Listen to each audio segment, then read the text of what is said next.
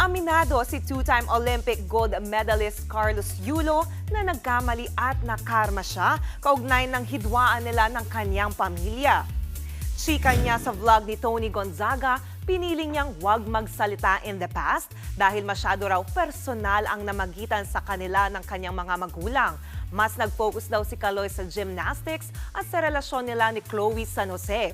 Pero napatawad na raw niya ang kanyang pamilya. Alam ko po sa sarili ko, sa puso ko na napatawad ko sila. And inamin ko sa sarili ko na nagkamali ako, kinarma na ako.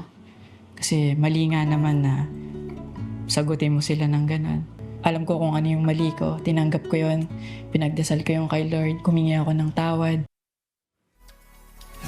Nasaktan naman daw si Chloe nang malaman niya ang issue sa pamilya ni Kaloy. Kaya simula noon, lagi na raw niyang sinasamahan si Kaloy sa lahat ng bagay.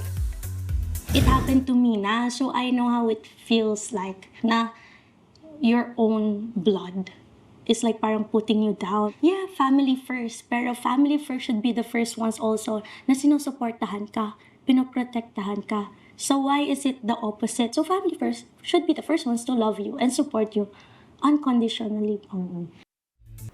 Mga kapatid, Jania Lipon po, laging maging updated sa latest sa entertainment and lifestyle para maging una sa balitaan.